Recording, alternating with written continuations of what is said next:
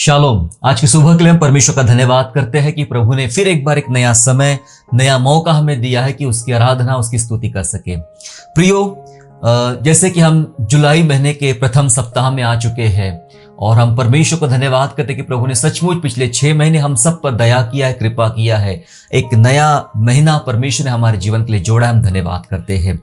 महीने की शुरुआत में ही 3 तारीख जब आती है तब 3 तारीख एक विशेष रूप से इस दिन को माना जाता है। 3 तारीख इंडियन क्रिश्चियन डे इस नाम से या इस फेस्टिवल के नाम से जाना जाता है 3 जुलाई को।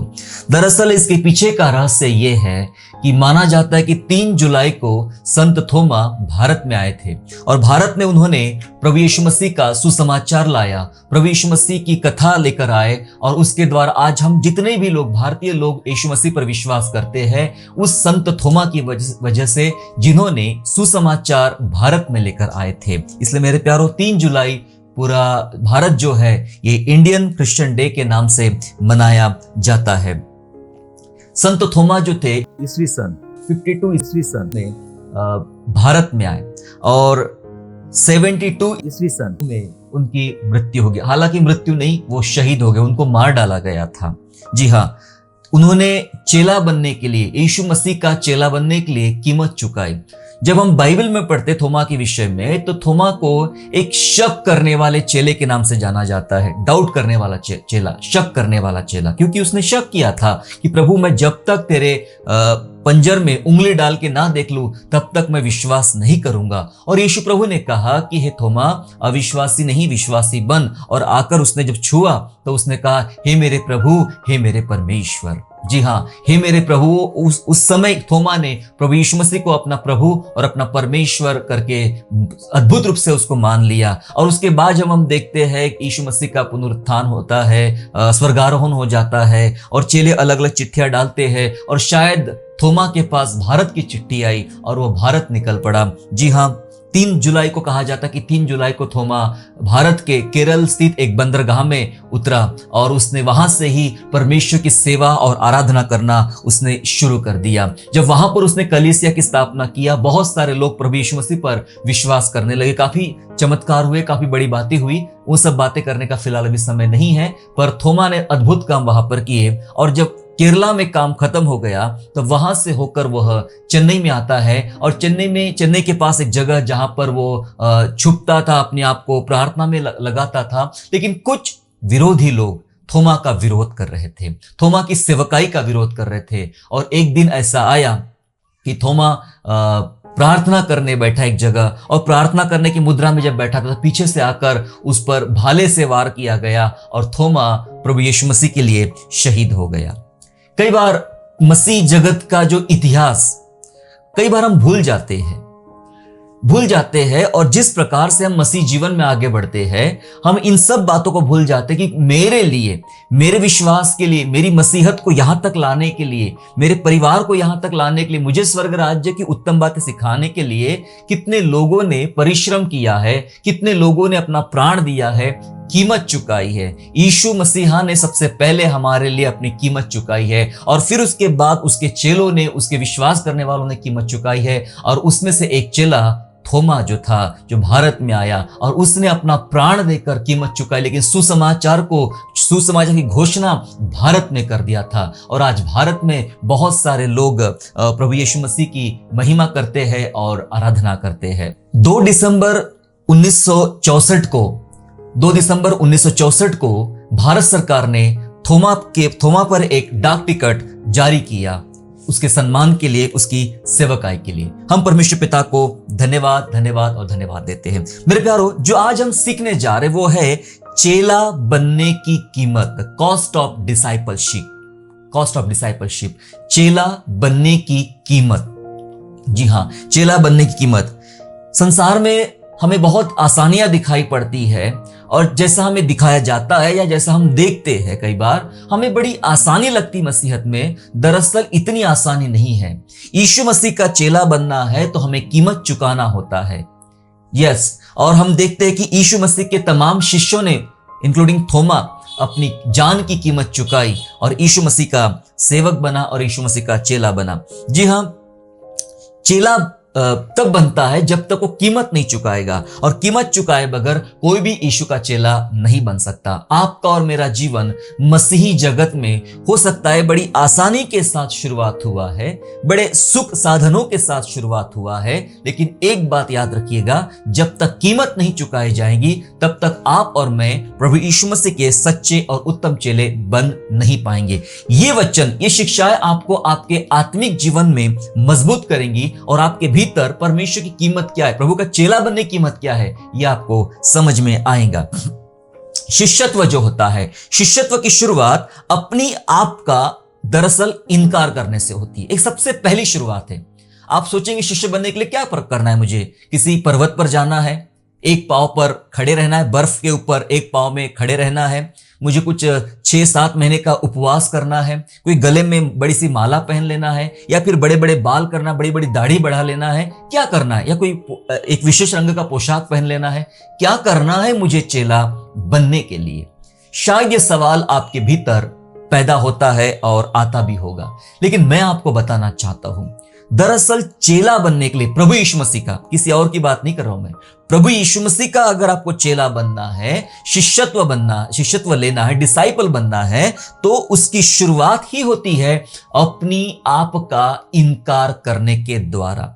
क्या होता है अपने आप का इनकार करना? एक वचन निकालेंगे मेरे साथ, लूका रचित सुसमाचार अध्याय 14 और पढ़ेंगे वचन 26 और 27, और उसके बाद हम सीधा पढ़ेंगे 33। जी हाँ, 26-27, gospel of Luke chapter 14 and verse 26 and 27, जहां ऐसा लिखा है, यदि कोई मेरे पास आए और अपने पिता और अपनी माता और पत्नी और लड़के वालों और भाइयों और बहनों वरन अपने प्राण को भी अप्रिय न जाने, तो मेरा चेला नहीं हो सकता। प्रभु यीशु कह रहे हैं कि माता पिता, भाई बहन, बच्चे, जी हां बच्चे, यहां तक कि खुद अपनी जान को भी अप्रिय जब तक नहीं जानेगा, तब तक मेरा चेला बन नहीं सकता। और 27 वचन कहता है, जो कोई अपना क्रूस ना उठाए और मेरे पीछे ना आए, वह भी मेरा चेला नहीं हो सकता। पहली बात बाइबल सिखा रही है, यीशु प्रभु सिखा रहे हैं, ये शिक्षा यीशु प्रभु की शिक्षाएं है कि तुझे अपनी माता पिता, भाई बहन, अपने आप का इनकार करना है। इसका यह मतलब नहीं है कि परमेश्वर इनसे अलग होने के लिए बोलता है। इसका यह मतलब है कि प्राथमिकता, प्रायोरिटी आपको परमेश्वर को देना है, ना कि उन बातों को। प्रभु यीशु मसीह ऐसा ही जिया। उसने प्राथमिकता, जब उसके माँ भाई और मिलने के लिए आए, तो उसने कहा कि जो परमेश्वर का वचन सुनते और मानते हैं, वो मेरे माता पिता और मेरे भाई बहनें हैं। उसने प्रायोरिटी परमेश्वर को और परमेश्वर की सेवकाई को दिया। जी हां, तो हमें अपनी प्राथमिकताएं चुनना है कि मेरी प्राथमिकता किसके लिए है। प्रभु यीशु मसीह के लिए होना चाहिए और अपने लिए भी नहीं होना चाहिए। बाइबल बोलती, जब तक तू अपने आप का भी इनकार नहीं करेगा, अपने आप को अप्रिय नहीं जानेगा, मेरा चेला बन नहीं सकता। और अगली आयत बोलती कि जब तक तू क्रूस ना उठाए, मतलब तकलीफें ना उठाए, जी हां, कुर्बानियां ना दे, कीमत ना चुकाए। क्रूस का मतलब यही सब होता है। क्रूस ना उठाए और मेरे पीछे ना आए, तो मेरा चेला बन नहीं सकता। और 33, इसी रीति से तुम में से जो कोई अपना सब कुछ त्याग ना दे, सुन लीजिएगा, इसी रीति से तुम में से जो कोई अपना सब कुछ त्याग ना दे, तो वह मेरा चेला नहीं हो सकता। सब कुछ त्यागने की बात हो रही है, आसान नहीं है ना। मसीहत में यीशु मसीह का चेला बन के दिन रात उसकी सेवा करना, उसके पीछे चलना आसान नहीं है। बाइबल बात कर रही है, सब कुछ जब तक त्याग नहीं देता है। इसका मतलब है, आपको सादी भाषा में समझाना चाहता हूं, संसार का लालच, शारीरिकता का लालच, इस संसार में जितनी अभिलाषाएं हैं, उनका लालच छोड़ना होगा। इन सब चीजों को त्यागना पड़ेगा, तब जाके कोई परमेश्वर का, प्रभु यीशु मसीह का चेला बन सकता है। और ये सब करने के लिए क्या करना होगा? ये इतना आसान नहीं है, इतना सस्ता नहीं है। इस सब के लिए बड़ी बड़ी कीमतें चुकाना होता है। कई लोगों ने कीमत चुकाई है, कीमत चुकाई, अपना परिवार छोड़ दिया। साधु सुंदर सिंह ने, उसको अपना घर, परिवार और पैसा, धन दौलत सब कुछ छोड़ देना पड़ा। जी हां, मदर टेरेसा ने अपना घर छोड़ दिया, अपने लोग छोड़ दिए। जी हां, विलियम कैरी ने अपना घर छोड़ दिया, इवन उसके परिवार के मित्रों ने उसको छोड़ दिया।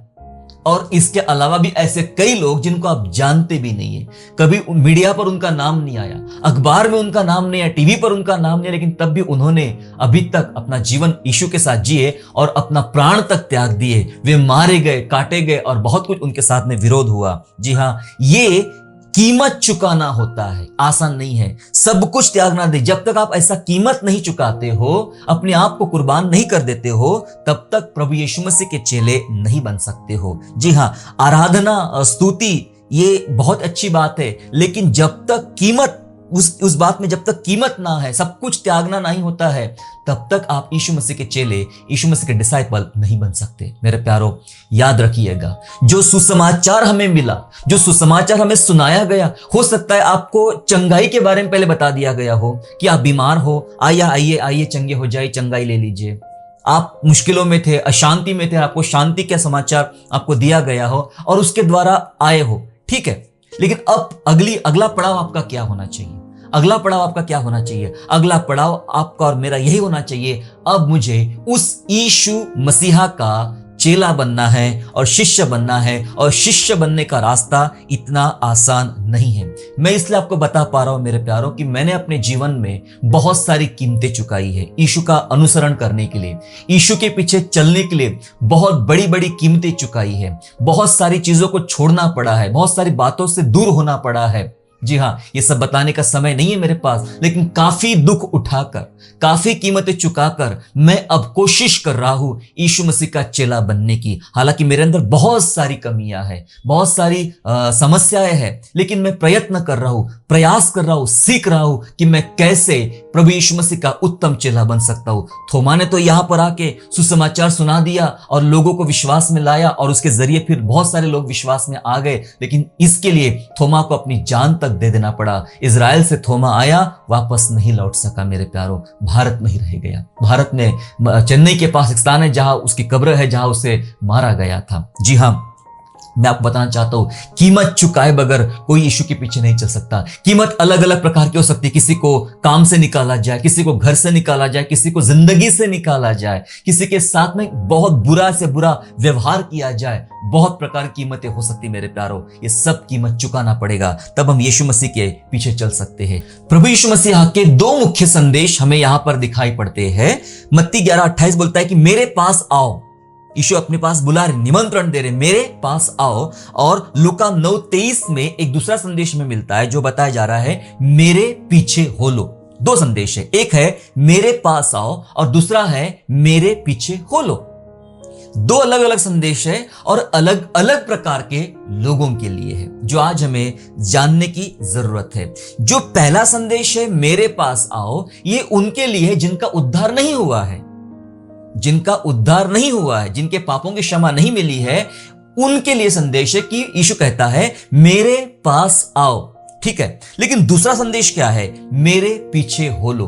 ये उनको यीशु मसीह नहीं बोल रहा है जिनका उद्धार नहीं हुआ है, उनको यीशु के पीछे होने के लिए नहीं बोल रहा है, लेकिन जो कोई यीशु के पास आया, उसने उद्धार पाया, और उसके बाद प्रभु यीशु मसीह का संदेश उनके लिए है कि मेरे पीछे चलो, मतलब मेरा अनुसरण करो, मेरा अनुसरण करो। मैं जैसा जीता हूं वैसे तुम जियो, मैं जैसा चलता हूं वैसे तुम चलो, मैं जैसा सोचता हूं वैसे तुम सोचो, मेरे जैसे बनो, मेरे जैसा कार्य करने का प्रयास करो, मेरे पीछे हो लो। अब तकलीफ यहां पर यह है कि बहुत लोग यीशु के पास आते हैं, भीड़ की भीड़ आती है, चर्चेस में, सभाओं में, कलीसिया में भीड़ की भीड़ यीशु के पीछे, यीशु के पास आती है।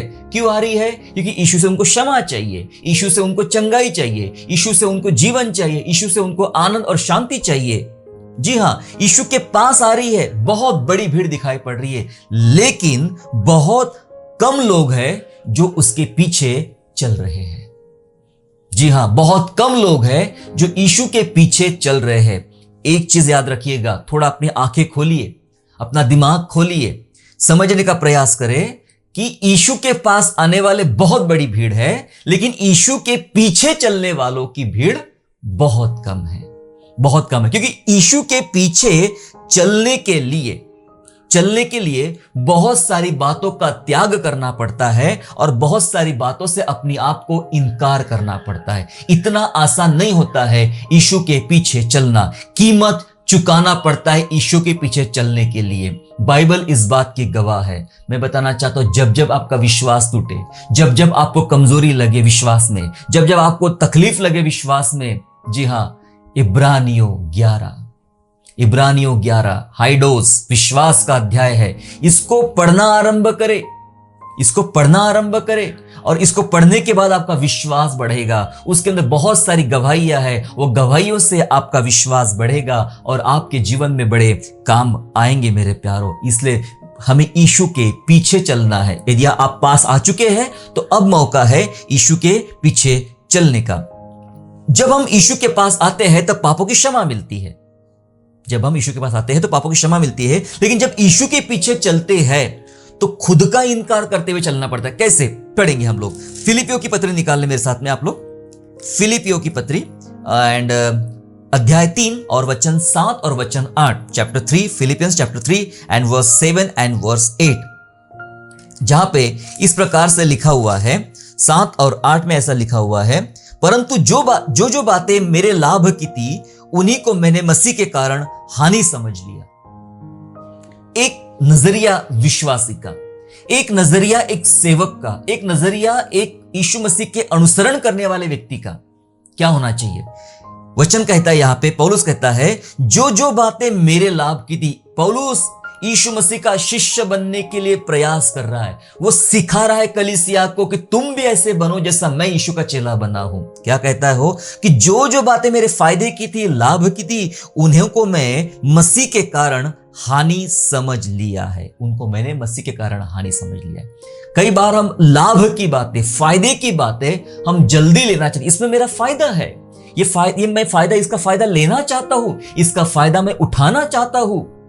जी हां, हम फायदा उठाना चाहते हैं। जो लाभ की बातें हैं उन्हें मैं हानि समझता हूं। मतलब जो आपके लिए लाभ है वह, मतलब जो संसार के लिए लाभ है वो आपके लिए लाभ नहीं हो सकता है। जी हां, आपके लिए लाभ नहीं हो सकता है ना। जो दूसरों के लिए सही होगा वो हमारे लिए सही नहीं है। लोग चालाकी करते हैं, चोरी करते हैं, टैक्स में चोरी करते हैं और बहुत सारे बुरे काम करते हैं, वो उनके लिए शायद अच्छा होगा। बहुत सारे पाप करते हैं, उनके लिए शायद अच्छा होगा, लेकिन विश्वासियों के लिए वो बात बिल्कुल भी अच्छी नहीं है। जो बातें मेरे लाभ की थी वो मेरे लिए हानि है। संसार के लिए जो जिस चीज से फायदा हो रहा है मेरे प्यारो, विश्वासी को उन चीजों से नुकसान हो सकता है। चाइना के लोग क्या क्या खाते पता है आपको? चाइना के लोग सांप खाते हैं, है ना। सांप काट के सांप का सूप पीते हैं, मेंढक का सूप पीते हैं और चमगादड़ खाते हैं, कुत्ते खाते हैं और पता नहीं क्या क्या बहुत सारी चीजें खाते हैं। जी हां, मैं भारत के लोगों से पूछना चाहता हूं, आप खा सकते सांप? आप चूहा खा सकते हैं? आप मेंढक खा सकते हैं? नहीं, हम नहीं खा सकते हैं, बस वो वही खा सकते हैं। अब इसका मतलब क्या है? जो बातें चाइना के लोगों के लिए ठीक है वो हमारे लिए ठीक नहीं है।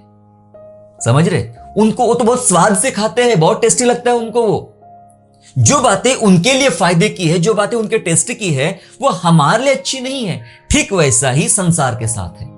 संसार की बातें जो अच्छी है वो हमारे लिए अच्छी नहीं। पौलुस कहता है जो बातें मेरे लाभ की है मेरे लिए बिल्कुल अच्छी नहीं, मैं उसको अपने लिए नुकसान समझता हूं। क्या आप चर्च, कलीसिया, क्या आप सोच रहे हैं कि जो बातों से लोगों को फायदा हो रहा वो बात मुझे नुकसान पहुंचा सकती है? जी हां, वो आपको नुकसान पहुंचा सकती है। आगे लिखा है, वरन मैं अपने प्रभु यीशु मसीह के पहचान की उत्तमता के कारण सब बातों को हानि समझता हूं। मैंने जब से यीशु मसीह को जान लिया, सब बातों की मेरे लिए हानि है, जिसके कारण मैंने सब वस्तुओं की हानि उठाई और उन्हें कूड़ा यानी कचरा समझता हूं, जिससे मैं मसीह को प्राप्त करूं। जी हां, सब बातों की हानि उठाना चाहता हूं। सब बातें कचरा है मेरे लिए। आज हम कहां जा रहे हैं मेरे प्यारों? आज हम नाम कमाने जा रहे हैं। मसीहत में भी लोग नाम कमाना चाहते, मेरा नाम ऊंचा हो, लोग मेरी तारीफ करें, चर्चाओं का विषय मैं रहूं, लोगों की सुर्खियों में मैं रहूं, लोग मुझे महान समझे, मुझे बड़ा समझे। बहुत कुछ हो रहा है। फायदा है इसमें, क्योंकि संसार के जो पॉलिटिकल लोग होते हैं वो अपना फायदा ढूंढते, अपना नाम लगाकर फिल्मों में काम करने वाले जो कलाकार होते हैं वो अपना नाम ढूंढते हैं। हम कई बार उनके साथ तुलना करना चाहते हैं कि मेरा भी नाम हो, जबकि हमारा नाम नीचा होना चाहिए। ना दिखे तो अच्छा है, परमेश्वर का नाम ऊंचा होना चाहिए। बाइबल की शिक्षा यह है कि परमेश्वर का नाम ऊंचा होना चाहिए। बाइबल कहती है कि यीशु मसीह की पहचान की उत्तमता के कारण मैं सब बातों को हानि समझता हूं, जिसके कारण मैंने सब वस्तु की हानि उठाई और उनको कचरा समझता हूं, कूड़ा समझता हूं।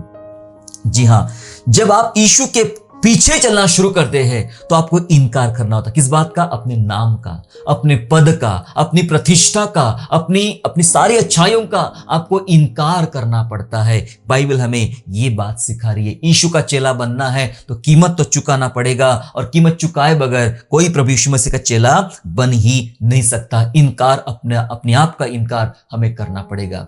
मिशनरियों की कथा सुनिए। मेरे पास समय नहीं कि एक एक मिशनरी के बारे में आपको बताना शुरू कर दूं, लेकिन मैं आपको बताना चाहता हूं, अगर आपका विश्वास डामाडोल हो रहा है, कमजोर पड़ रहा है, आपको सब कुछ ऐसा आसान आसान दिखाई पड़ रहा है, समझ लीजिए आप बहुत मुश्किल में चल रहे हो। सब कुछ जीवन में आसान है तो आप मुश्किल में चल रहे हो, है ना। वो जो ईसीजी होता है ना, ईसीजी मशीन में ईसीजी निकाला जाता है, तो जब वो स्क्रीन पे देखते तो ईसीजी के मीटर्स ऐसे up down up down up down चलते रहते हैं। अप डाउन चलने का मतलब होता है कि जीव वो ठीक चल रहा है, उसका हार्ट ठीक चल रहा है उस पेशेंट का। लेकिन मान के चलो उस ईसीजी मशीन में ये जो अप डाउन चल रहे सिग्नल्स वो ऐसे ना चलते हुए सीधे एक लाइन में आ जाए। इसका क्या मतलब है? इसका ये मतलब है कि आप तो गए, खत्म, फिनिश। जी हाँ, आपका हार्ट बंद हो गया, आप फिनिश हो गए, खत्म हो गए। जी हाँ, यही हमें बात सिखाती है कि जीवन में जितने उतार चढ़ाव आते हैं, समस्या आती है, क्योंकि वहां को जहां इनकार करना है अपने आप का, संसार का इनकार करना है, वहां तो ये समस्या आके रहेगी। बिना समस्या का कोई मसीही नहीं बनता, बिना कीमत चुकाया कोई मसीह नहीं बनता, बिना क्रूस उठाए कोई मसीह नहीं बनता। ये जरूरी है, उतार चढ़ाव, अप एंड डाउन हमारी लाइफ में चलना बहुत जरूरी है। लेकिन जब कुछ सब कुछ सीधा हो गया कि जीवन में मांगते प्रभु सब अच्छा होना चाहिए, सब आराम होना चाहिए, सब चंगाई होना चाहिए, सब सुख होना चाहिए, शांति होना चाहिए, ये सब सीधा हो गया, इसका मतलब बहुत बड़ा खतरा है, बहुत बड़ा खतरा है। पौलुस सिखा रहा है यहाँ पे अपनी आप का इनकार करना पड़ेगा, और इसमें बहुत दुख होगा, बहुत समस्या होगी। लोगों के लिए वो चीज फायदा है, हम उसको फायदा नहीं ढूंढते हैं, है ना। लोग बोलते ये अच्छा है, वो अच्छा है, हम बोलते मेरा साधारण जीवन ही अच्छा है। जब आप ऐसा जीना शुरू कर दो, इसमें बहुत तकलीफ मिलेगी, लेकिन आप यीशु मसीह के सच्चे चेले जरूर बनोगे। जी हाँ, बाइबल हमें अनुग्रह देती है। यीशु मसीह हमें सिखाते हैं, हमें दुख उठाने का भी परमेश्वर ने अनुग्रह दिया है, क्योंकि चेला बनना है तो कीमत चुकाना पड़ेगा, और कीमत चुकाने में जो दुख होता है वो दुख उठाने का भी परमेश्वर ने अनुग्रह देके रखा है। जी हाँ, ये तो अनुग्रह है, हम पर एक दया हुई है परमेश्वर की कि हम लायक बने। प्रभु ने हमें योग्य समझा कि तुम मेरे लिए दुख उठाओ। कितनी अच्छी बात है ना, कि हमें पर प्रभु ने इस योग्य समझा कि हम उसके लिए कम से कम दुख उठा सके, तकलीफें उठा सके, अनुग्रह दिया। कहा लिखा है फिलिपियों की पत्री 1 अध्याय और वचन 29, फिलिपियंस चैप्टर 1 एंड वर्स 29 लिखा है, क्योंकि मसीह के कारण तुम पर अनुग्रह हुआ। सुन लीजिएगा, मसीह के कारण तुम पर अनुग्रह हुआ कि ना केवल उस पर विश्वास करो पर उसके लिए दुख भी उठाओ। क्या अनुग्रह हुआ है? सिर्फ विश्वास मत करो, लेकिन उसके लिए दुख भी उठाओ। परमेश्वर का वचन बोलता है दुख भी उठाओ। जी हां, हमें दुख उठाते हुए यीशु का चेला बनना है, दुख उठाते हुए यीशु का शिष्य बनना है, और यीशु के पीछे हमें चलने की आज आवश्यकता है। मेरे प्यारो, चेला बनिए, चेला। साधारण भीड़ बहुत सारी है, साधारण लोग बहुत सारे हैं, यीशु के पास आने वाले भीड़ की भीड़ है। क्या आप यीशु के पास आए हुए विश्वासी है, या यीशु के पीछे चलने वाले विश्वासी है? आना सबको पड़ता है यीशु के पास, यीशु ने सबको निमंत्रण दिया, आओ। लेकिन अब दूसरा निमंत्रण यह है, अब मेरे पीछे चलो। मेरे पास आ गए हो, शांति मिल गई है, क्षमा मिल गई है, उद्धार मिल गया है, अब मेरा अनुसरण करो, मेरे पीछे चलो। आपको और मुझे इस समय में यीशु का अनुसरण करने की जरूरत है। जब आप यीशु का अनुसरण करेंगे तो अब वो समय है सुसमाचार का। थोमा ने सुसमाचार लेकर आया इस भारत को, मसीह जो देन दिया है, जो इतने सारे लोगों ने विश्वास किया है, वो थोमा के उस समर्पण की वजह से। मेरे प्यारों, आपको सुसमाचार के लिए कीमत चुकाना पड़ेगा। आपको आत्माओं को जीतने के लिए कीमत चुकाना पड़ेगा। मसीह के राज्य को ऊंचा उठाने के लिए आपको कीमत चुकाना पड़ेगा। जी हां, आपको कीमत चुकाना पड़ेगा। इसलिए हमें तैयार होना है इन सब बातों को कचरा समझने के लिए और तकलीफें समझने के लिए। मुझे ये सब छोड़कर मुझे यीशु मसीह के पीछे चलना है। जी हाँ, प्रभु यीशु ने हमें दर्द उठाने का अनुग्रह दिया है, दुख उठाने का अनुग्रह है। आइए उस अनुग्रह को ले ले। प्रभु थैंक यू लॉर्ड, प्रभु धन्यवाद दे। प्रभु तूने मुझे कम से कम इस लायक समझा कि मैं तेरे लिए दुख उठा सकूं। दुख एक प्रकार का नहीं होगा, दुख बहुत प्रकार का होगा, लेकिन जानना ये क्या ये दुख यीशु के पीछे चलने के कारण हो रहा है। आनंदित हो जाओ, मगन हो जाओ, स्वर्ग में हमारा नाम लिखा है। बड़ा इनाम मिलेगा स्वर्ग में जिन्होंने परमेश्वर के लिए दुख उठाया है। जी हां, अंतिम बात बताकर मैं समाप्त करना चाहता हूं कि जब हम उसके समान सहते, सुन लीजिएगा, जब हम उसके समान सहते हैं तब हम उसके समान बनते हैं। हालेलुया, समझ रहे आप? जब हम उसके समान, यीशु के समान सहते हैं तब हम उसके समान बनते हैं। सहना जरूरी है, कीमत चुकाने के लिए सहना जरूरी है, तब हम उसके समान बनेंगे। आखिरी वचन पढ़ेंगे, फिलिपियंस चैप्टर 3 एंड वर्स 10। फिलिपियो 3 अध्याय और वचन 10 ऐसा कहता है, और मैं उसको और उसके मृत्युंजय की सामर्थ को और उसके साथ दुखों में सहभागी होने के मर्म को जानूं और उसकी मृत्यु की समानता को प्राप्त करूं। पौलुस कहता है यहां पे कि मैं वो मृत्युंजय की सामर्थ को समझना चाहता हूं, उसके साथ दुखों में सहभागी होने की तकलीफ को मैं बर्दाश्त करना चाहता हूं, सहन करना चाहता हूं। क्या कलीसिया बोल रही है ऐसा आज? क्या कलीसिया, परमेश्वर के लोग कह रहे आज ऐसा आज? आइए बाहर, थोड़े से चंगाइयों से, आशीषों से, समृद्धि से, सुख साधनों से थोड़ा बाहर आइए। थोड़ा बाहर आके देखिए मसीहत का एक असली चेहरा। क्या चर्च प्रेयर कर रहा आज ये? क्या विश्वासी प्रार्थना कर रहे आज ये कि मैं यीशु की मृत्युंजय की सामर्थ और यीशु के दुखों के सहभागी होने को मैं सहन करना चाहता हूं, उस मर्म को मैं महसूस करना चाहता हूं। बाइबल से कार्य, जब हम उसके समान सहते हैं, बिना सहे कोई नहीं बनेगा। जब हम उसके समान सहते तो आगे लिखा है, और उसकी मृत्यु की समानता को प्राप्त करो, मतलब उसके समान बन जाओ। सहना जरूरी है, तब बनोगे आप और मैं। आइए प्रभु से हिम्मत मांगे सहने के लिए। चेला बनने के लिए कीमत चुकाना पड़ेगा। कीमत चुकाए बगैर कोई चेला परमेश्वर का, प्रभु यीशु मसीह का नहीं बन सकता है। सहने से अपने आप को मना मत कीजिए मेरे प्यारों। जितना सहोगे उतना आप प्रभु यीशु के समान बनोगे। जीवन के दुखों को देखना दूर करें, उन दुखों में मसीह की आशीष को ढूंढना शुरू करें, उन दुखों में मसीह के प्यार को देखना शुरू करें, क्योंकि यह अनुग्रह हुआ है कि तुम उसके लिए दुख उठाओ। बहुत आशीषित होते हैं वे लोग जिन पर प्रभु यीशु ने ऐसा अनुग्रह किया है, जो सचमुच दुख उठा रहे हैं, मसीह के लिए दुख उठा रहे, कीमत चुका रहे, जान दे रहे, कुर्बान हो रहे हैं, रास्ते पे भूखे पड़े हैं और मुश्किलों का सामना कर रहे हैं। ऐसे लोगों को सचमुच परमेश्वर ने बहुत ही खास अनुग्रह दिया है। आपको और मुझे भी वो अनुग्रह की आवश्यकता है कि ताकि हम भी यीशु मसीह के सच्चे अनुयायी बन सके। आइए हम लोग प्रार्थना करें, और प्रार्थना के साथ आज जब हम इंडियन क्रिश्चियन डे मनाए जा रहे, थोमा का आगमन भारत में और भारत में सुसमाचार का प्रसार, इन सब बातों को लेकर आइए हम परमेश्वर को धन्यवाद करें। धन्यवाद दे परमेश्वर को कि उसने थोमा को भेजा भारत देश में। अब भारत की बारी है, अब इंडिया की बारी है कि अब भारत में से लोग बाहर जाने को तैयार हैं, सुसमाचार के लिए, घूमने फिरने के लिए नहीं, सुसमाचार के लिए, यीशु का क्रूस लेकर, यीशु का वचन लेकर दुनिया के तमाम देशों में जाने के लिए आप तैयार है। अब हमारी बारी है। थोमा ने यहां तक वो मशाल ला के दिया है, अब ये मशाल हमें यहां से आगे ले जाना है, लेकिन बहुत कीमत चुकाना पड़ेगा। कीमत चुकाते चुकाते ही हमें यीशु का चेला बनना पड़ेगा। आइए हम प्रार्थना करें, प्रभु से दुआ करें, प्रभु मुझे योग्य बना ताकि मैं कीमत चुकाने के लायक बन पाऊं।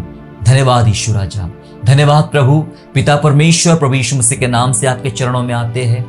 प्रभु धन्यवाद कि आपने हमें सिखाया कि यीशु का चेला बनना इतना आसान नहीं है और उसके लिए हमें कीमत चुकाना होता है। हम धन्यवाद करते प्रभु, आपने हमें सिखाया कि अपने आप का इनकार कर, सब कुछ त्याग ना दे, छोड़ ना दे, तब तक मेरा चेला नहीं बन सकता। हमें सिखाइए प्रभु कि कैसे हम इस संसार को त्याग सके, संसार की अभिलाषाओं को त्याग सके, संसार के पापों को त्याग सके पिता परमेश्वर, इन लालचों को त्याग सके ईश्वर राजा, ये नाम का लालच, पद का लालच, प्रतिष्ठा का लालच, लोगों के सामने पॉपुलर होने का लालच, इन सब को हम त्याग सके प्रभु जी, और त्याग कर यीशु के सच्चे अनुयायी और सच्चे चेले बन के उसके पीछे चले अनुग्रह मांगते हैं। प्रभु हमें ऐसा सिखा, हमें कीमत चुकाने के योग्य बना पिता परमेश्वर, क्योंकि हमें आपके शिष्य बनना है प्रभु जी। धन्यवाद करते संत थोमा के लिए प्रभु, जिसके द्वारा सुसमाचार प्रभु जी आपने भारत देश में लाया, और भारत में इस सुसमाचार के माध्यम से प्रभु जी हजारों लाखों का उद्धार हुआ है, मेरा उद्धार हुआ है, मेरे तमाम सुनने वाले भाई बहनों का आपने उद्धार किया ईश्वर राजा उस सुसमाचार के द्वारा। हम धन्यवाद करते पिता राजा सुसमाचार के लिए, और सुसमाचार के लिए प्रभु जितने लोगों ने कीमत चुकाई है उन सब के लिए आपका हम धन्यवाद करते प्रभु जी। आइए पिता परमेश्वर हमें योग्य बनाइए ताकि हम कीमत चुका सके और आपकी महिमा कर सके। धन्यवाद स्तुति करते पिता परमेश्वर, आने वाले समय में सच्चे शिष्य बन के हम खड़े हो सके और आपकी महिमा कर सके। धन्यवाद स्तुति करते हैं, धन्यवाद के साथ उद्धारकर्ता प्रभु यीशु मसीह के नाम से प्रार्थना मांगते हैं, आमीन।